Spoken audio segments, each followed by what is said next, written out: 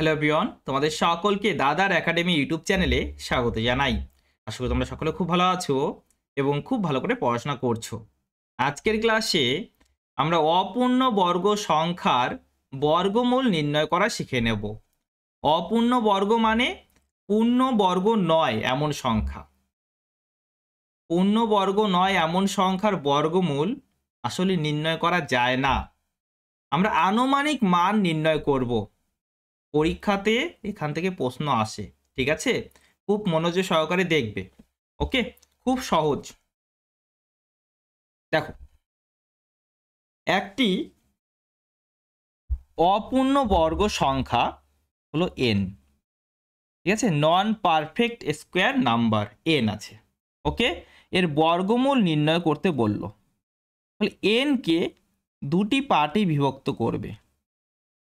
NK দুটি পার্টে বিভক্ত করবে, এ প্লাস বি আকারে লিখবে।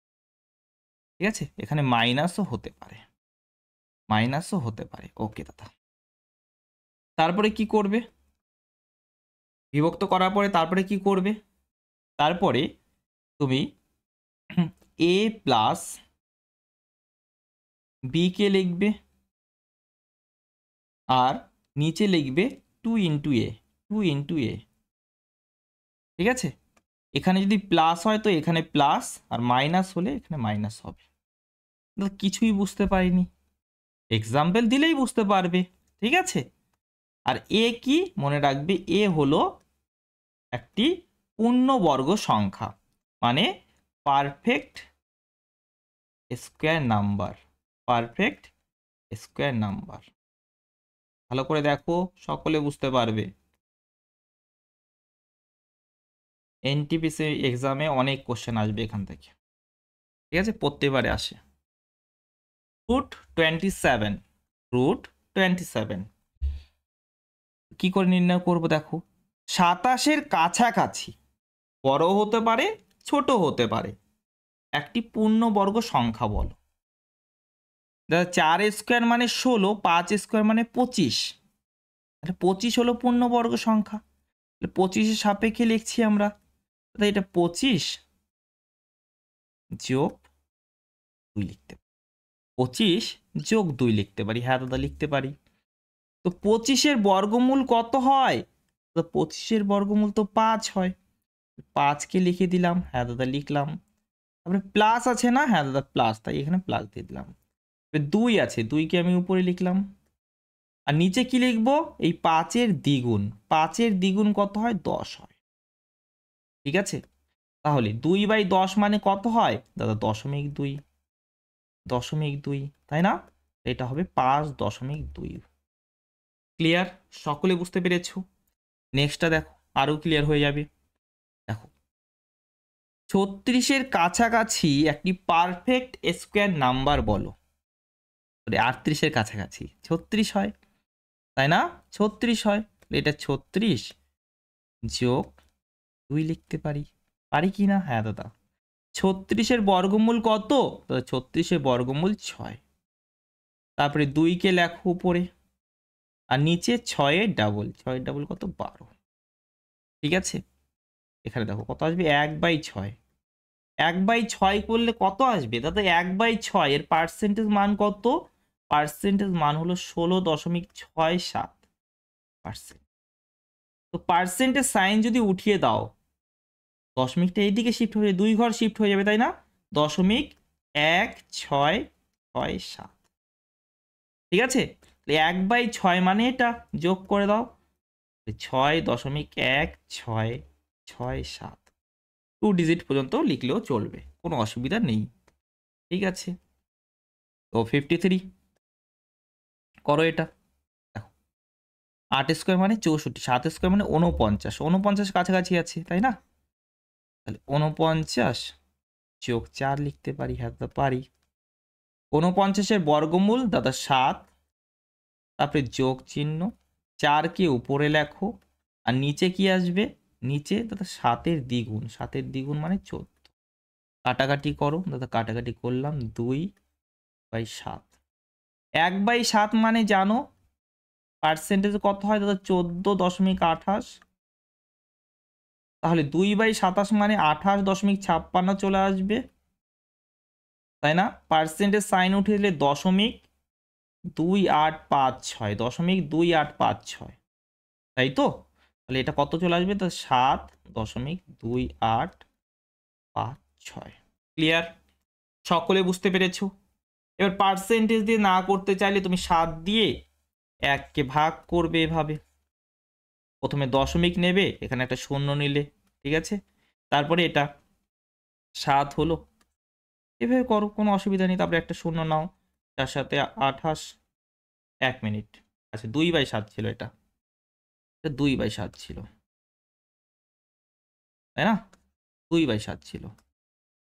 তাহলে এখানে 2 নিলে, দশমিকের জন্য একটা শূন্য নিলে, 7-এর দ্বিগুণ মানে 14, তারপরে 6 শূন্য, তারপরে 7 9 63 হয়, তো 9 না নিয়ে তুমি 8 নিলে, 27-56, এভাবে তুমি করতে পারো।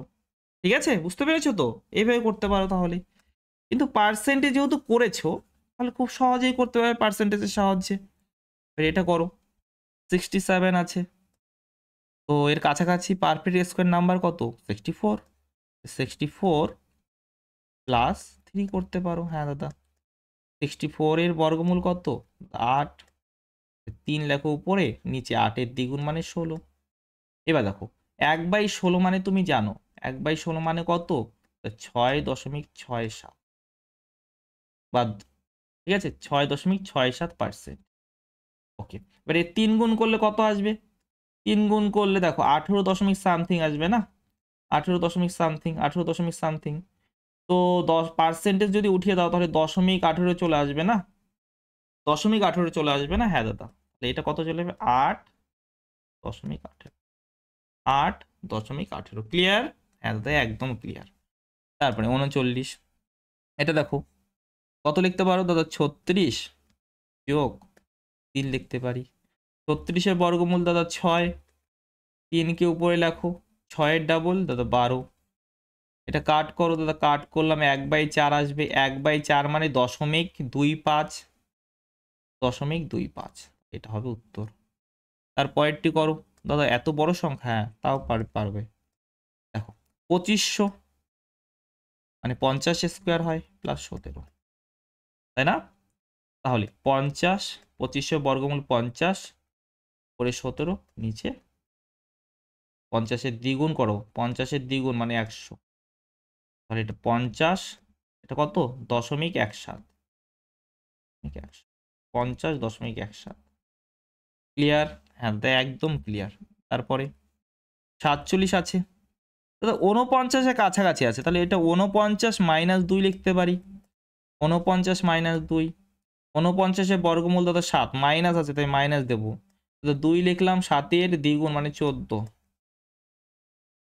এটাকে করলাম দাদা 1/7, 1/7 মানে পার্সেন্টেজ জানো, 1/7 মানে কত দাদা? 14.28। তাহলে পার্সেন্টেজ উঠিয়ে দিলে 0.1428 চলে আসবে না? হ্যাঁ দাদা, বা 0.14 লেখো, কোনো অসুবিধা নেই, 0.14 লেখো, তো 6.86 চলে আসবে, আসবে। তারপরে করো এটা, এটা দাদা 64 - 3 লিখতে পারি, 64 - 3, 64-এর বর্গমূল 8, তারপরে দাদা -3/8-এর দ্বিগুণ মানে 16, এটা মানে কত আসবে দাদা? এটা 0.18 বলতে পারি, তাহলে 0.18। ঠিক আছে, তুমি চাইলে আরও নিতে পারো, ঠিক আছে? তাহলে 7 দশমিক কত চলে আসবে দাদা? 82। Yes, yes. নেক্সট 84, 84 কার কাছাকাছি আছে? কার কাছাকাছি আছে দাদা? 9 স্কোয়ার মানে 81, 8 স্কোয়ার মানে 64, 81 কাছাকাছি আছে, তাহলে 81, 81 যোগ 3 দাদা 9, 3কে লিখলাম, 9-এর ডাবল 18 লিখলাম এখানে। দেখো এটা কাট করলে কত আসে? 1/6 দাদা, 1/6 মানে 0.1667, তাই না? 0.1667, তাহলে 0.1667 বলতে পারি, 9.1667, 2 ডিজিট পর্যন্ত নিলেই হবে। এটা দেখো 147 আছে, তাহলে 144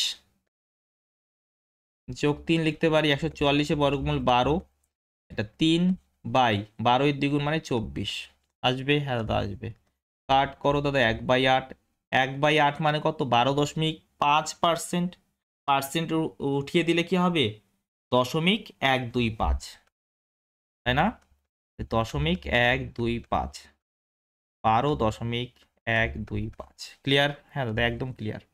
এবার এটা দেখো, এটাকে 225 যোগ 6 লিখতে পারি, হ্যাঁ 225 মানে 15 স্কোয়ার, তাহলে 15, 6, 15 দ্বিগুণ মানে 30, কাটাকাটি করলাম 6 দিয়ে 1/5, 1/5 মানে 0.2, তাহলে 15.2, 15.2 আর আছে? আর নেই, ঠিক আছে, আর নেই। তো তোমরা এরকম অসংখ্য আরও করতে পারো। আশা করি সকলে বুঝতে পেরেছো। ক্লাসটি কেমন লাগলো কমেন্ট করে জানিও। তোমাদের সকলকে ধন্যবাদ। এভাবেই দেখতে থাকো এবং শিখতে থাকো। বাই। জয় হিন্দ, জয় ভারত।